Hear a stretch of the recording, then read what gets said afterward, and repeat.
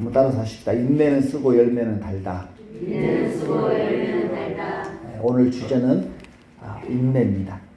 자, 야고보 사도가 야고보서를 기록하면서 가장 먼저 언급한 주제가 뭔지 여러분 기억나세요? 바로 인내였죠, 인내. 예. 그런데 야고보 사도는 이제 야고보서를 마무리하면서 다시 인내라고 하는 주제로 돌아오고 있습니다.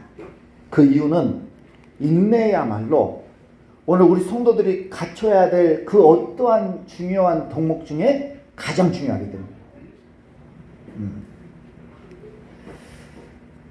여러분, 우리는 인내하지 않고는 살아갈 수 없는 그런 세상에서 우리가 살고 있습니다. 이 세상에는 너무나도 많은 우리가 감당할 수 없는 시련과 환난이 있어요. 어떤 분들은 질병으로, 또 장애로 평생을 또 고생하는 분들 계시고, 예, 어떤 분들은 자식 고난으로 너무너무 힘들어요.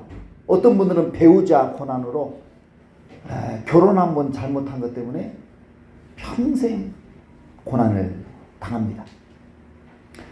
어떤 분들은 물질로 어려움을 당하고, 또 어떤 분들은 교회와 직장에서 세상에서 맡은 그 책임이 너무 무겁고, 어떤 분들은 너무 외로워요. 너무 고독해요. 어떤 분들은, 어떤 학생들은 학업과 진로로 또 고심을 하고, 중독의 덫에 걸려서 고통을 당하기도 하고, 죄의 유혹과 싸우느라고 우리는 늘 전쟁을 치르고 있어요. 이 땅에서 발붙이고 사는 사람 치고 고난이 없는 사람은 있어요, 없어요? 단 한 사람도 없어요. 여러분, 예배 끝나고 한번 옆 사람한테 물어보세요. 마음이, 얼굴이 평온하신 거 보니까 아무 일 없으신가 봐요. 한번 물어보세요. 여러분, 이렇게 세상에 시련과 고난이 가득한 이유가 뭐냐? 세상이 불의하기 때문이에요. 세상이 악하기 때문이에요. 그래서 우리는 죽기 전까지 이 시련과 고난은 피할 수 없다. 예, 피할 수 없어요.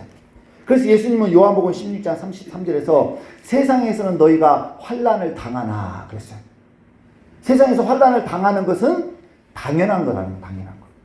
사도 바울은 사도행전 14장 22절에서 우리가 하나님 나라에 들어가려면 많은 환난을 겪어야 할 것이다. 그러니까 왜 이렇게 되게 어려운 일이 닥칠까?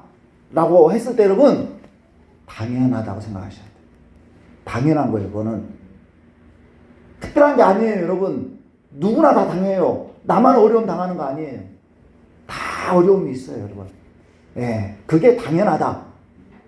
그러니까 이상하게 여기지 말라는 거예요. 고난당하는 걸 이상하게 여기지 말라. 왜냐? 이 세상은 악하기 때문에 고난과 시련이 가득해요. 그러니까 이 세상에 사는 동안은 고난당하는 게 당연하다고 여겨야지 자꾸 이상하게 여기면 안 된다 이 말이에요. 왜 나는 고난을 당할까? 그 이상하게 여기는 거가 이상한 거예요, 여러분. 이상하게 여기지 마세요. 당연한 거고 나만 당하는 거 아니고 다 당한다 이 말이에요. 오히려 고난 없는 사람이 이상한 거예요. 그거는 천년기념물이죠. 자, 그렇다면 우리는 시련 가운데서 어떻게 해야 될까? 시련 가운데 사는 성도들에게 야고보 사도가 주는 처방은 도망가라 아니에요. 왜냐? 도망가도 거기에 또 시련이 있어. 그러니까 도망가서 시련을 피할 수 없어요. 그래서 도망가라고 하지 않고 뭐라고 하느냐? 길이 참어라. 따라서 하십시다. 길이 참어라. 예, 오래 참으라는 거예요. 얼마나 참아야 됩니까? 1년, 2년, 10년, 20년, 여러분 심지어 평생 참으셔야 돼요. 평생. 왜 우리가 길이 참아야 될까요? 왜 우리가 오래 참아야 될까요? 도대체 오래 참는 게 내게 무슨 도움이 될까요? 무슨 의미가 있을까요? 오래 참는 게 정말 가치가 있을까요? 여러분, 이런 질문 앞에 우리가 대답을 못 하잖아요? 그럼 못 참아요. 왜냐? 내가 이렇게 오래 참는 게 의미가 없는 것 같아. 가치가 없는 것 같아. 그냥 끝장 내버리고 싶다 이 말이에요. 그러나 여러분, 오늘 성경은 우리가 왜 오래 참아야 되는가, 정말 가치 있는가에 대한 질문에 대해서 긍정적인 답을 줘요. 오래 참을 만한 가치가 있다라고 말씀을 합니다. 자, 7절 오늘 본문 같이 있습니다. 그러므로 형제들아, 주께서 강림하시기까지 길이 참으라. 보라, 농부가 땅에서 나는 귀한 열매를 바라고 길이 참아 이른 비와 늦은 비를 기다리나니. 여러분, 농부에게 농사는 고난이고 시련이에요. 저도 군대 가기 전까지 시골에 살았는데 농사 많이 도와드렸죠. 그런데 농부가 그 힘든 노동을 참아내는 이유는 딱 한 가지예요. 가을에 추수할 그 귀한 열매, 그걸 바라보고 견디는 것입니다. 그 노동도 견디고 또 더위도 견디고 태풍도 견디고. 여러분, 열매가 자라서 익으려면 시간이 필요하잖아요. 시간이. 그 기나긴 과정을 거쳐야 얻을 수 있습니다. 근데 귀한 열매일수록 시간이 오래 걸려요. 여러분, 상추는 심으면 금방 자라잖아요. 금방 따먹을 수 있어요. 근데 가치가 떨어지잖아요. 그래, 여러분, 인삼은 6년은 키워야 돼요. 그래야 상품 가치가 있어요. 귀한 대접을 받지 않습니까? 어떤 사람이 100년근 산삼을 우연히 채취를 했는데 여러분 1억이 넘는다잖아요.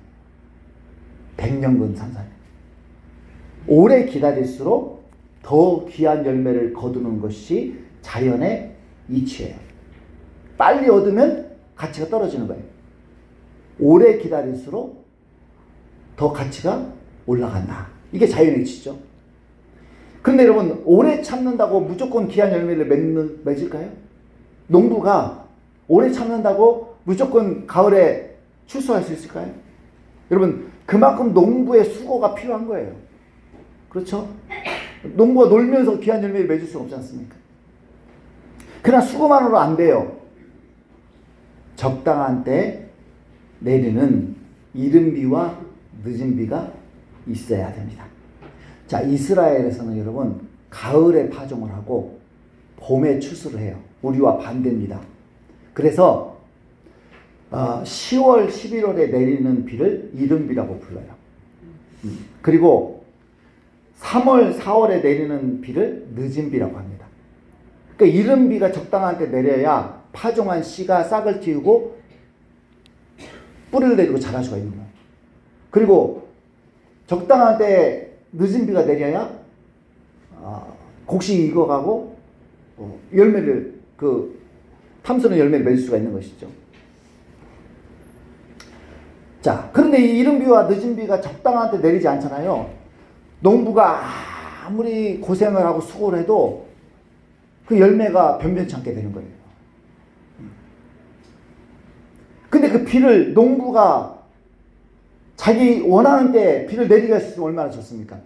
근데 그 비를 아무도, 어떤 농부도 비를 내리게 할 수 없어요. 비는 오직 하나님만 내리게 하실 수 있는 줄 믿습니다.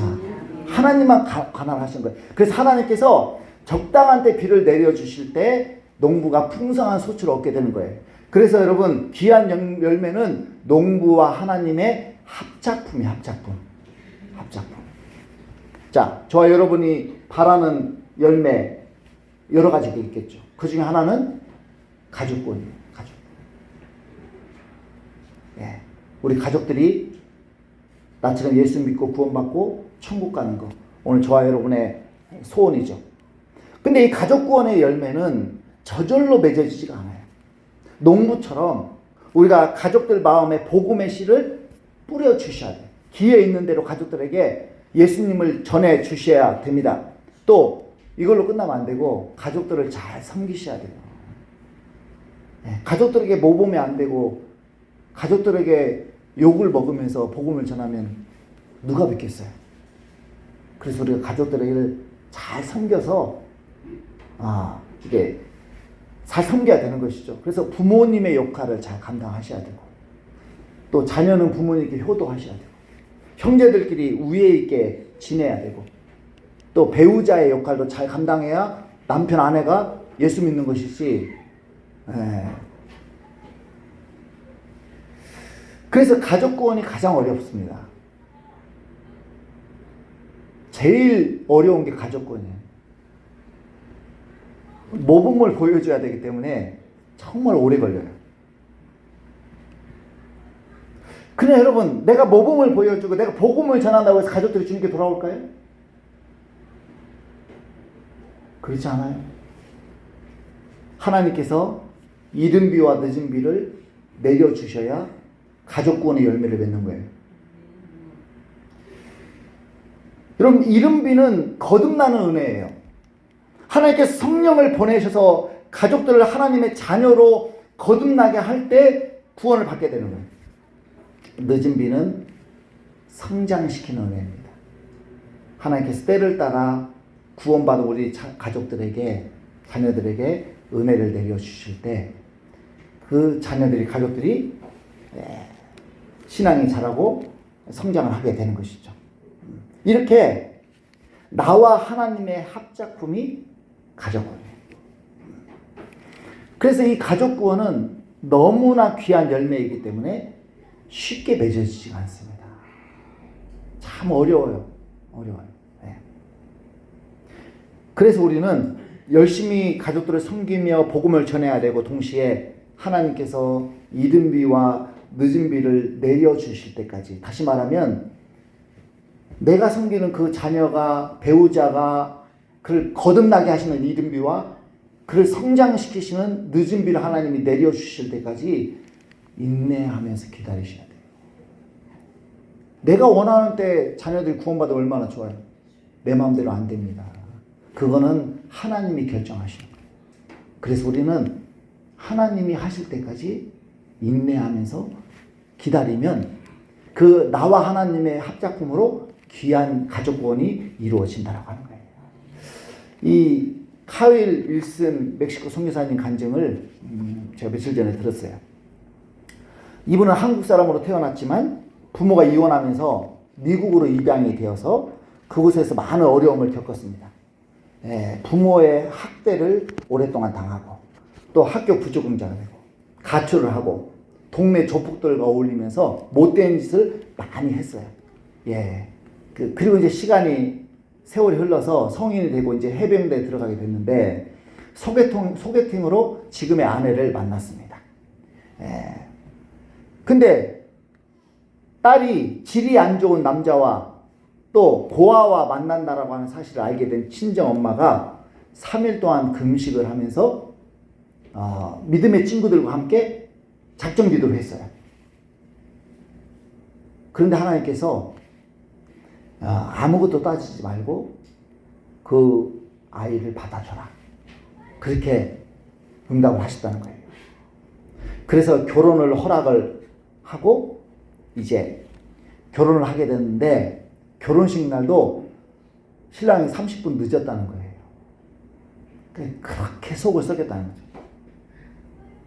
그리고 결혼하고 아내를 따라 교회를 다니긴 다녔지만, 교회 가서도 장로님 앞에서 담배를 피고, 집사님들 꼬셔가지고 함께 술을 마시고, 16살 중고등부 아이를 꼬셔가지고 술을 먹이고, 이런 못된 짓을 교회 다니면서도 했다는 거예요. 어느 날 장모님이 집에 오셨는데, 그날 무슨 그 부부의 싸움이 있어가지고 막 해병대에서 배운 욕이란 욕을 막 다 해댔답니다. 정신을 차리고 보니까 장모님이 한쪽에서 울고 계시더라고요. 그러면서 나는 태어나서 인간의 입에서 그런 말이 나오는 것은 처음 듣는다 하면서, 다시는 너희 집에 내가 오지 않겠다 하면서 장모님이 돌아가 버리셨더라.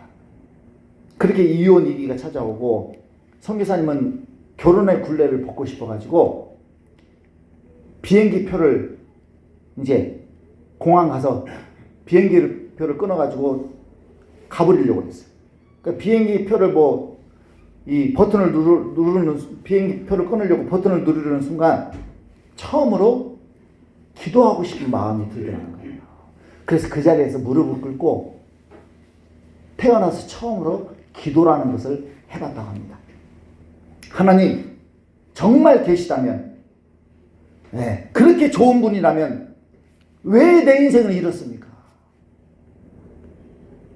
왜 나는 이렇게 살아야 됩니까? 여러분 그런 생각 안 들겠어요? 고아로 버려져 가지고 입양되고 이런 인생을 왜 나는 살아야 됩니까? 그때 주님의 음성이 들리더랍니다. 네가 변하면 된다. 네가 변하면 된다. 이 음성을 듣고 다시 장모님 집으로 돌아갔는데 아내가 9일 금식 기도를 하고 있었다고 하는 것이죠. 그런데 금식이 끝나도 아무런 변화가 없으니까 나 남편과 이혼해야 되겠다. 남편과 끝내야 되겠다. 그런 생각을 하고 있었는데 남편이 들어온 거예요. 그리고 그 장모님과 아내에게 무릎을 꿇고 용서를 구하며 제게 한 번만 기회를 주십시오. 네.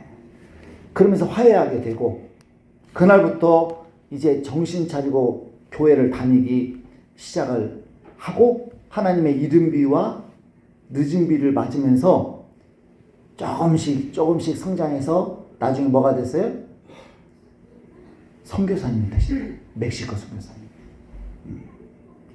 여러분 갈라디아서 6장 9절 같이 읽습니다. 우리가 선을 행하되 낙심하지 말지니 포기하지 아니하면 때가 이름에 거두리라. 아멘. 포기하지 않으면 귀한 열매를 거두게 될 줄 믿습니다. 그러니까 가족 구원도 여러분 포기하시면 안 돼요. 내가 포기하면 지옥 가잖아요. 포기하지 마시고 우리가 선을 행하고 기도해주고 섬기고 그러다 보면 하나님께서 이른 비와 늦은 비를 내리셔가지고 내가 생각하지 못한 때에 놀라운 구원의 역사를 이루신다고 하는 거예요. 우리는 시련을 당할 때 내가 언제까지 참아야 합니까? 라고 반문합니다. 자, 여기에 대해서 야고보 사도는 형제들아 주께서 강림하시기까지 길 참으라 라고 말씀하고 있어요. 내가 언제까지 참아야 됩니까? 우리 이런 불평하잖아요. 그 대답은 가족들이 구원받을 때까지 참아라가 아니에요. 너의 문제가 해결될 때까지 참아라가 아니에요. 주님께서 강림하실 때까지 참아라. 여러분 여기 강림이라고 하는 단어는 성경에서 예수님의 재림을 가리키는 전문 용어입니다. 그 예수님이 재림하실 때까지 참아야 된다. 그럼 왜 예수님이 재림하실 때까지 참아야 할까요? 그때 가장 놀라운 열매를 추수하게 되기 때문이라는 거예요.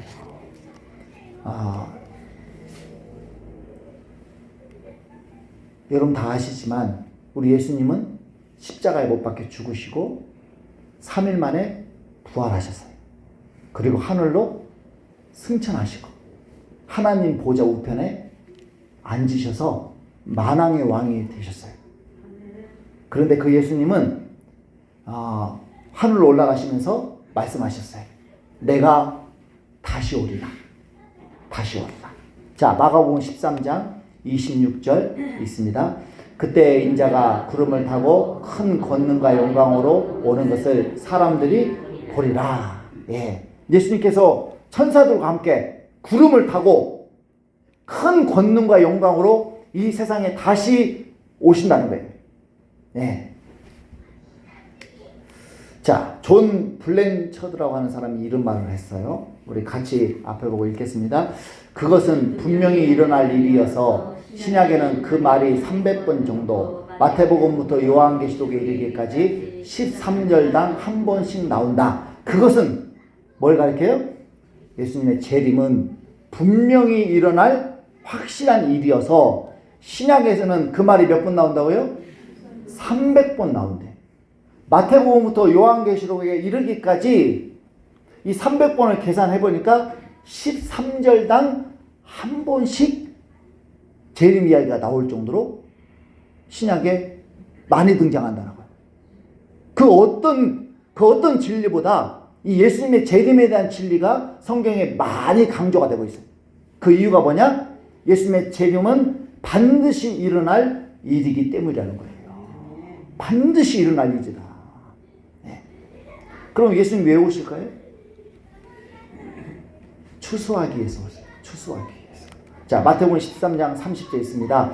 둘 다 추수 때까지 함께 자라게 두라. 추수 때에 내가 추수꾼들에게 말하기를 가라지는 먼저 거두어 불사르게 단으로 묶고 곡식은 모아 내 곡간에 넣으라 하리라. 익은 곡식은 천국 창고에 넣고 가라지는 지옥불에 던져서 불사르기 위해서 예수님이 추수하기 위해서 이 땅에 오신다라고 하는 거예요.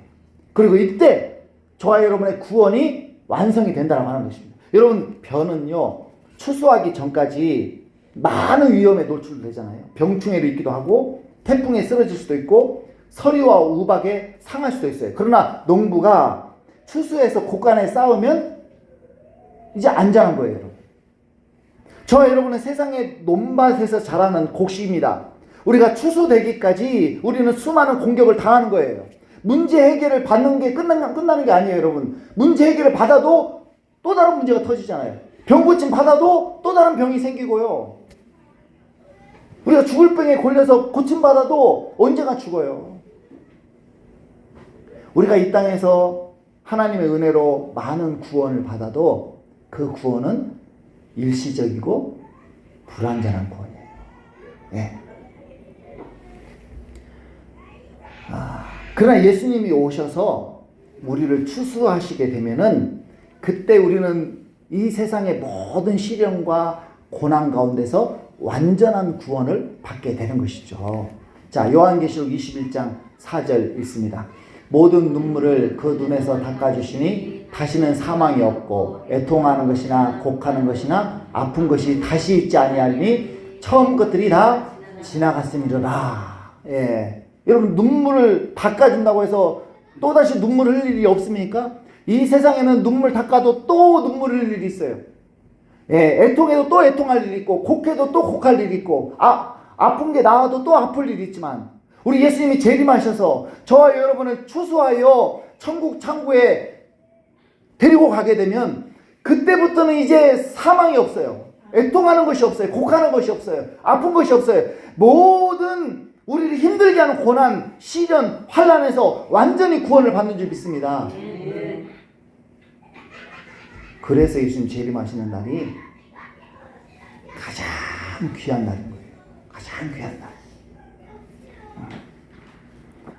우리는 그 새하늘과 새 땅에서 시련, 환난, 고난, 고통, 죽음이 없는 그 새하늘과 새 땅에서 영원한 기쁨과 영원한 만족과 영원한 평안과 영원한 안식을 누리게 된다라고 하는 것이죠. 이것이 예수님께서 강림하시는 날에 저와 여러분이 맺게 될 열매다 이 말이에요. 여러분, 기다릴 가치가 있습니까 없습니까? 있잖아요. 있잖아요.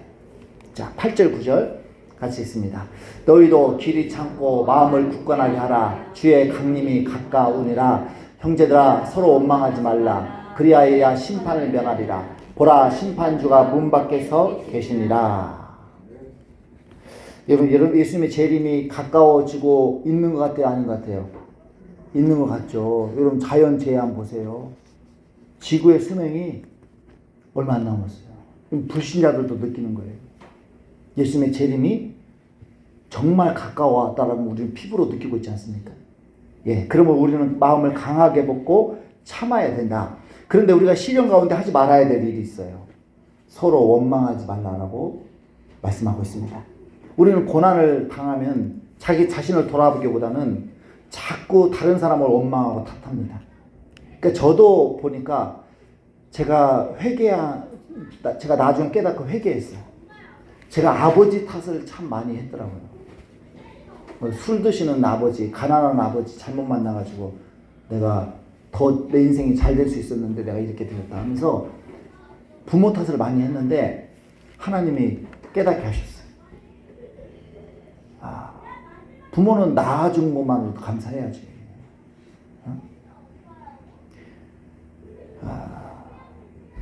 여러분, 이렇게 우리가 누군가를 탓하고 원망하고 불평하면 심판을 받는다라고 경고를 하고 있어요. 출애굽한 이스라엘 백성이 광야에서 얼마나 악하게 원망하고 불평했습니까? 그러다 하나님께 벌을 받았어요. 자, 우리 민수기 21장 5절 6절 있습니다. 백성이 하나님과 모세를 향하여 원망하되 어찌하여 우리를 애굽에서 인도해 내어 이 광야에서 죽게 하는가. 이곳에는 먹을 것도 없고 물도 없도다. 우리 마음이 이 하찮은 음식을 싫어하노라 하며 여호와께서 불뱀들을 백성 중에 보내어 백성을 물게 하심으로 이스라엘 백성 중에 죽은 자가 많은지라. 그들이 막 먹을 것 때문에 의식주 때문에 원망하니까 하나님 불뱀을 보내가지고 물려 죽게 하셨어. 여러분, 저와 여러분이 원망을 하게 되면 하나님이 징계하십니다. 징계하셔요. 그래서 사도 바울이 이렇게 권면하죠. 고린도전서 10장 10절에 있습니다. 그들 가운데 어떤 사람들이 원망하다가 멸망시키는 자에게 멸망하였나니 너희는 그들과 같이 원망하지 말라. 너희는 출애굽한 이스라엘 백성들처럼 원망하지 말라. 원망을 왜 하냐면 하나님을 믿지 못하니까 원망을 하는 거예요. 불신해서 원망이 나오는 것입니다. 그래서 우리가 원망을 자꾸 하게 되면 장래에 맺을 귀한 열매가 떨어져 버리고 우리의 장래는 고통스러울 수밖에 없다라고 하는 거예요.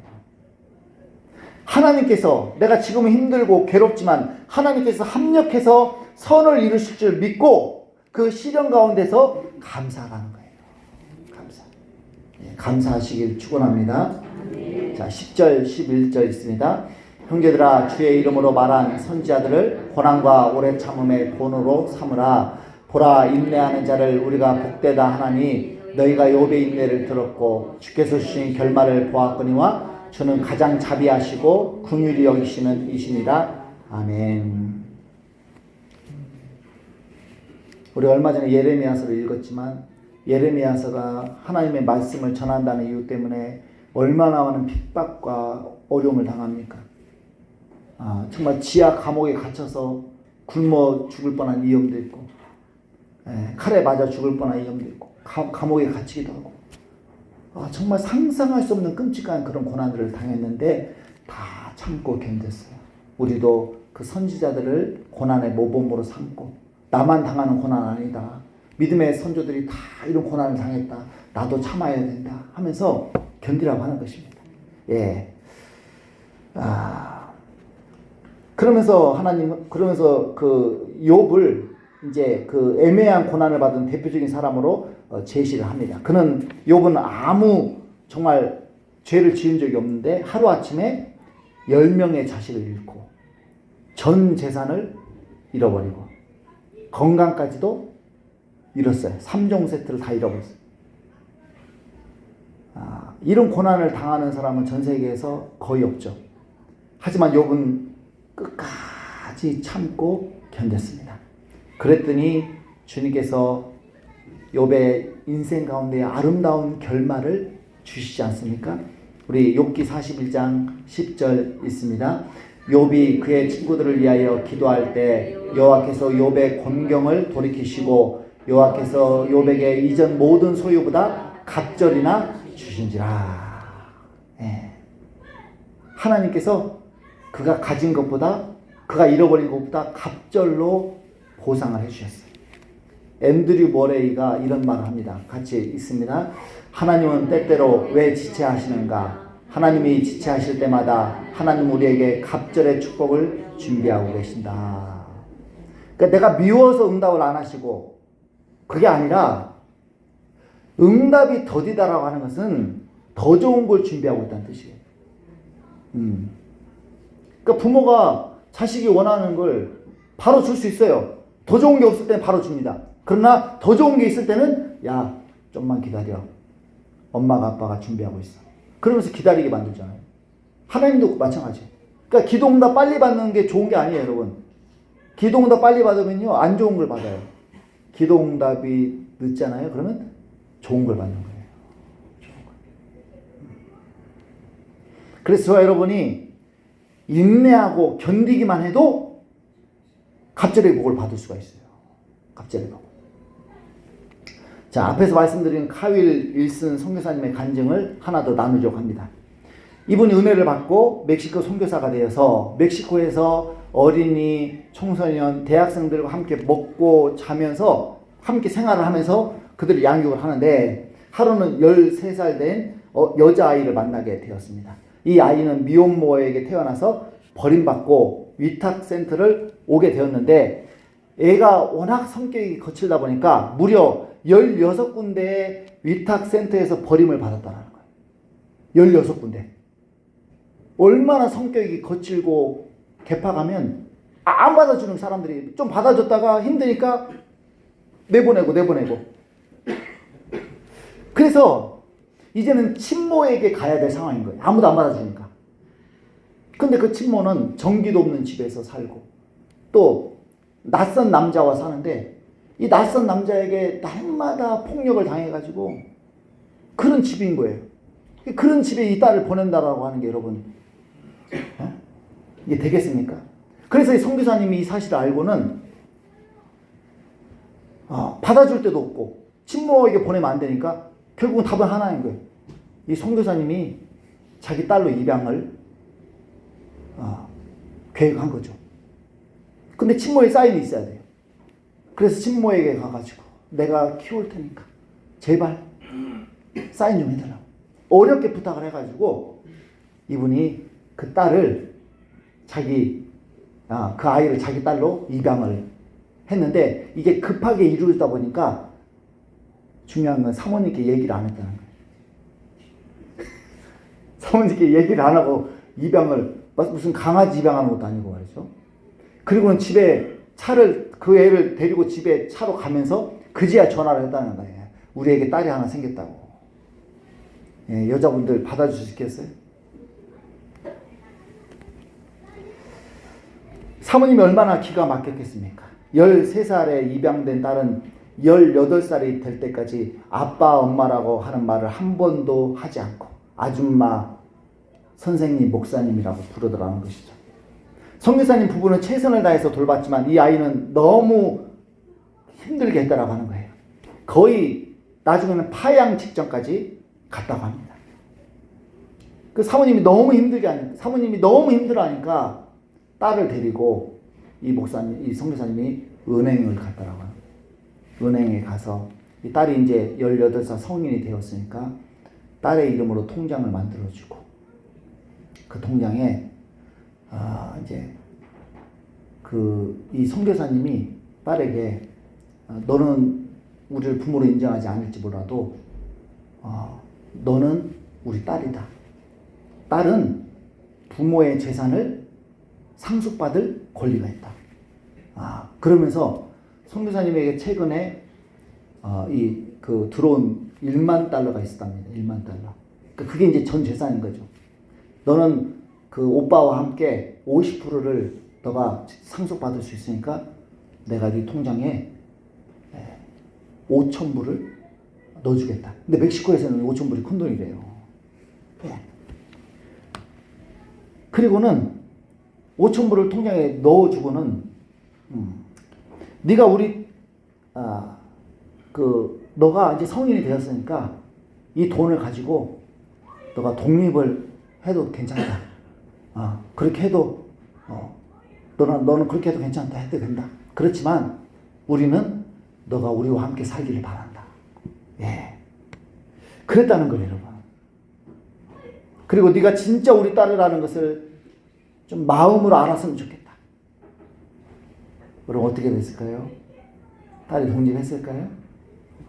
다행히 이 딸은 독립하지 않고 같이 집으로 돌아와서 며칠 뒤에 처음으로 선교사님 부부에게 아빠, 엄마라고 부르더라는 거예요. 부모가 자식이 여러분한테 아빠, 엄마라고 해주는 것에 대해서 감사하시기 바랍니다. 네. 아멘 왜 안 하세요? 네. 여러분, 이 아빠, 엄마 듣는 것도 이것도 기적인 거예요. 이게.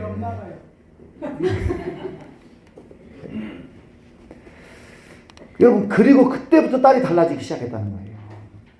공부를 열심히 하더라는 것이죠. 나중에 법대를 갔어요.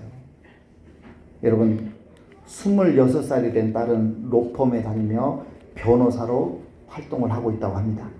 그리고 아빠가 운영하고 있는 대학교 기숙사 사감이 되어가지고 40명의 대학생들을 자기 자식처럼 섬기면서 매일 새벽 기도를 가서 그 아이들 이름을 불러가면서 기도하는 그런 선교사님의 멋진 동역자가 되었다라고 하는 것입니다. 여러분, 그 힘든 딸 16군데 위탁센터에서도 받아주지 않아가지고 버림받은 그 아이를 끝까지 참고 섬겼더니 하나님은 그 선교사님에게 욕과 같은 갑절의 축복을 주시더라고 하는 것이죠. 야고보 사도는 주는 가장 자비하시고 긍휼히 여기시는 분이라고 고백합니다. 저와 여러분이 받은 고난보다 우리 하나님은 넘치도록 더 축복하시는 하나님이신 줄 믿습니다. 고린도후서 4장 17절 있습니다. 우리가 잠시 받는 환난에 경한 것이 지극히 크고 영원한 영광에 중한 것을 우리에게 이루게 함이니, 우리가 지금 당하는 환난이 긴 것 같아도 여러분 잠시 받는 거예요. 왜냐? 인생 자체가 짧잖아요. 그래 안 그래요? 인생이 긴 것 같아도 돌아보면 수십 년 금방 왔어요. 그러니까 우리가 내가 언제까지 견뎌야 되나? 그렇게 우리는 길다라고 생각을 하지만 돌아보면 짧은 세월이에요. 하나님 우리에게 잠시 환난을 받게 하시는 것이고, 또 그 환난도 무거운 것 같지만 경한 거예요. 가벼운 거예요. 감당할 수 있으니까 주시는 거예요. 감당할 수 없는 시험은 안 주신다고 하시지 않습니까? 예. 또 이 시험을 주시는 이유는 너가 죄 지었으니까, 너가 나쁜 짓 했으니까 당해봐. 너는 당해봐도 싸 하면서 우리를 괴롭히기 위해서, 고통을 주기 위해서 하나님 우리에게 시련과 고난을 주시는 게 아니라 지극히 크고 영원한 영광에 중한 것을 우리에게 이루게 하시려고 우리에게 고난을 주신다고 하는 것입니다. 예. 여러분, 우리로 더 아름다운 인격을 갖추게 하시려고, 더 탁월한 실력을 쌓게 하시려고, 더 많은 사람을 섬길 수 있는 역량을 갖추게 하시려고 우리를 더 귀한 열매로 만들어 가시기 위해서 우리 주님께서 그런 시련과 고난과 환난 가운데 우리를 두신다는 사실을 기억하고, 여러분, 나 이만큼 참았으니까 됐어. 더 이상 못 참아. 그러면 열매가 거기서 뚝 떨어져 버리는 거예요. 있다가 말아버리는 거예요. 그러면 내 미래는 없는 거예요. 어떻게 해야 될까요? 여러분, 제가 알려드릴게요. 나 더 이상 못 참아. 이럴 때 있잖아요. 이럴 때 오늘까지만 참자. 그렇게 해보세요. 오늘까지만 참자. 내일까지 갈 필요 없어요. 여러분, 내일 살지 안 살지 모르잖아요. 그렇죠? 그러니까 내일 한 달 어떻게 내가 살아? 그 생각하지 마세요. 그냥 오늘 주어진 하루, 오늘까지만 내가 저 인간하고 산다. 오늘까지만 내가 저 직장 다닌다. 오늘까지만 내가 꿈이 가득한 교회 다닌다. 그러면서 버티라는 거예요. 오늘까지만. 그리고 또 내일 되잖아요. 그러면 또 오늘까지만. 그러다 보면 끝까지 견디게 되고, 결국 하나님께서 이른 비와 늦은 비를 내리셔가지고 내가 생각지도 못한, 내가 예상하지도 못한 놀라운 나의 미래가, 열매가 맺어지게 될 줄 믿습니다. 우리 말씀 기억하면서 찬양하고 준비한 예물을 드리겠습니다.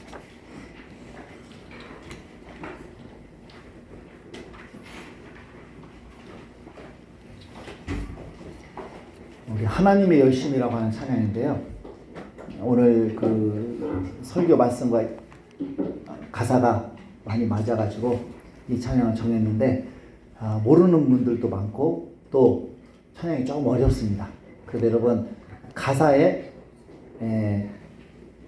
은혜를 받으시면서 함께 이 찬양하겠습니다.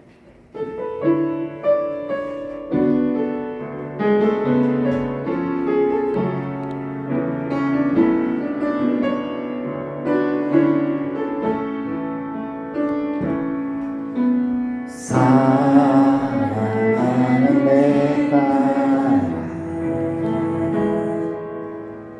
너의 작은 돈에 귀한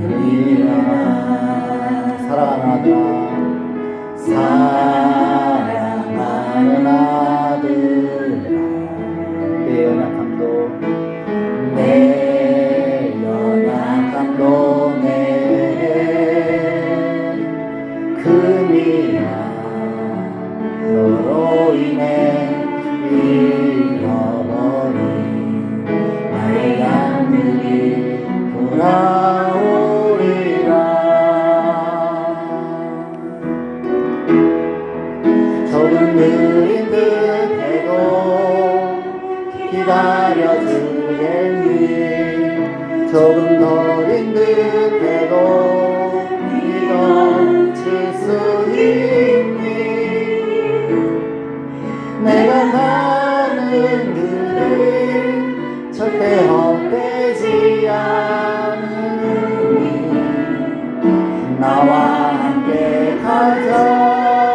앞이 보이지 않아도 나가주겠니? 이해되지 않아도 사랑해주겠니?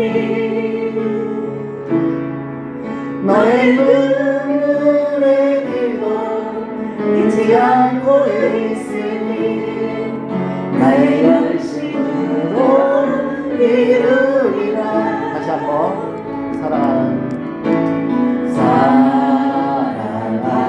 내 딸 너의 자금도 내게 귀하다. 너의 자금도 내게 귀하다.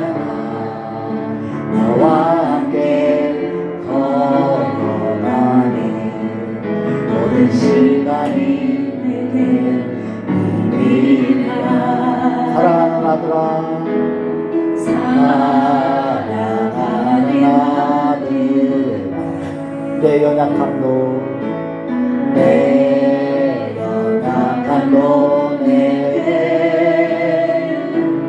그리라.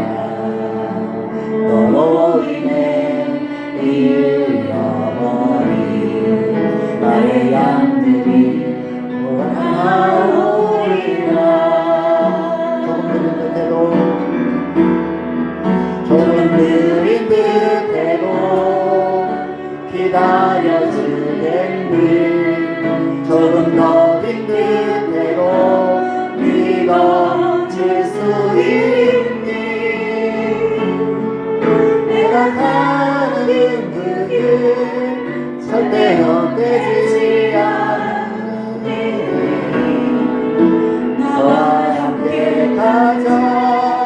앞이 보이지 않아도 나가주겠니? 이해되지 않아도 사랑해주겠니? 너의 눈물의 기도 잊지 않고 있으니 나의 열심으로 이루리라. 하나뿐인 사랑, 하나뿐인 사랑 내게 부탁이 있다. 내게 부탁이 있다. 길이여 지치려고 돌아 나의 품으로 안기어라. 조금 느린 듯해도 기다려주겠니? 조금 더딘 듯해도 믿어줄 수 있니? 내가 가는 그 길 절대 헛되지 않으니 나와 함께 가자. 보이지 않아도 나가주겠니? 이해되지 않아도 사랑해주니 너의 눈물의 기도 잊지 않고 있으니 나의 열심으로 이루리라.